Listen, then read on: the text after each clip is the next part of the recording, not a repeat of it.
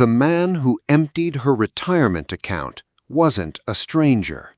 It was the little boy she once carried into his first day of kindergarten.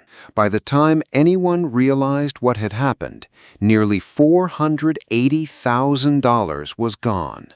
Not stolen in one night, not through a sophisticated hacker, not because she trusted the wrong investment, but because she trusted the right person for too long.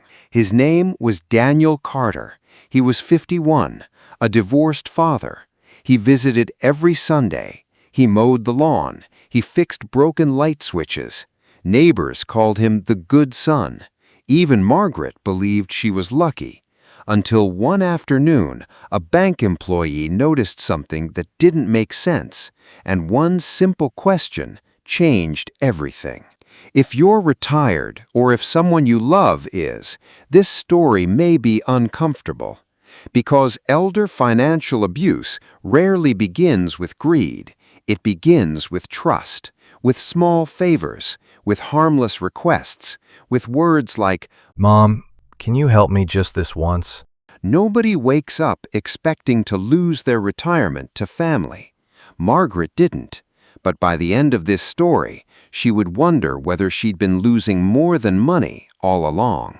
Margaret Carter was 78. She had retired after 35 years as a public elementary school teacher in Columbus, Ohio. Her husband, Robert, had passed away 5 years earlier after a long illness. Their mortgage had been paid off. She received Social Security and a modest pension. Her savings represented decades of careful planning. She wasn't wealthy. She was secure. Every dollar had a purpose. Emergency savings, medical costs, future care, maybe a little travel with friends. She kept handwritten budgets, paid every bill early, never carried credit card debt. Neighbors admired her discipline. Daniel often joked, "Mom could stretch a dollar farther than anyone." She laughed. She never imagined those words would become painfully ironic. Daniel's problems didn't appear overnight. After a difficult divorce, money became tight. He lost overtime at work. Child support increased. Bills piled up. One Sunday, he sat quietly at Margaret's kitchen table. "Mom, I hate asking." Those 4 words changed everything. His truck needed repairs, just $2,000. He promised repayment. Margaret didn't hesitate. She remembered every scraped knee, every birthday party, every sacrifice she made. Helping felt natural. Months later, another emergency, then another. Medical bill, rent, insurance, unexpected taxes. Each request sounded temporary. Each promise sounded sincere. Margaret never kept track because mothers aren't supposed to keep score, or so she believed. The requests became conversations. The conversations became expectations. Daniel started offering to help with online banking. "It'll be easier. I don't want scammers getting you." Margaret appreciated the concern. Technology confused her. He added his phone number for security alerts, helped install banking apps, organized passwords, explained digital statements. It all seemed responsible, protective, loving. No alarms, no dramatic warning signs, just convenience. Then one afternoon, he mentioned something new. "If something ever happened to you, we should probably organize your accounts." Margaret nodded. It sounded practical. She signed forms she barely glanced at. She trusted the explanation more than the paperwork. Small withdrawals began appearing. A few $100s, then 1,000, then larger transfers. Margaret rarely reviewed every statement. After all, Daniel handled most of the online details now. When she noticed her balance looked lower, he had an answer. The market dropped. Medical insurance, automatic payments. Life moved on. Birthdays, church, coffee with neighbors. Everything appeared normal, except her savings were quietly disappearing, one transaction at a time. On a rainy Tuesday, Margaret visited her local bank. She wanted a cashier's check for roof repairs. The teller smiled, then frowned. I'm sorry. There aren't enough available funds. Margaret blinked. She assumed there had been a mistake. The branch manager joined them.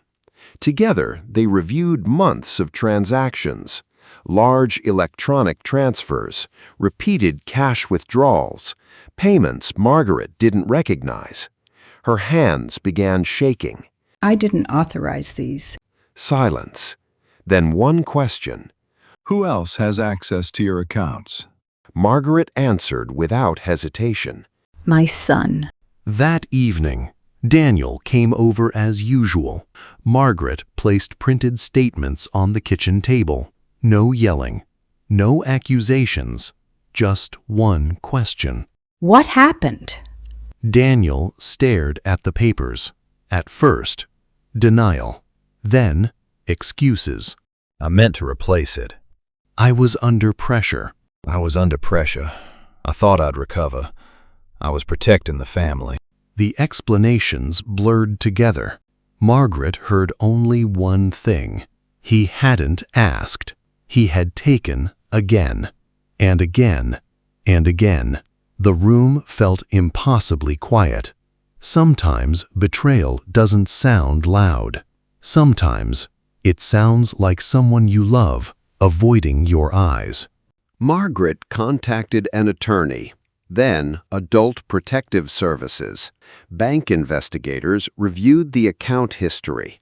Some transfers appeared authorized. Others raised serious concerns. The hardest part wasn't reading numbers. It was reliving every conversation, every promise, every reassurance. Investigators explained something heartbreaking. Financial abuse often happens slowly. Victims frequently hesitate to report family members, not because they don't know, because they still hope things can be repaired. Margaret struggled with that truth. She didn't want revenge. She wanted her son back. Some funds were eventually recovered. Many were not.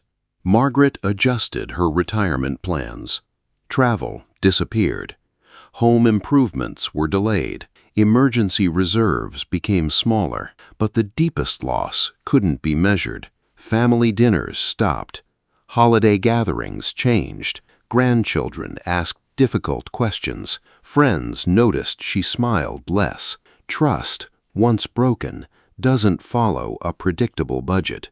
It leaves invisible expenses, fear, loneliness, second-guessing every act of kindness. Margaret now keeps her own financial records again. She meets regularly with an independent financial professional.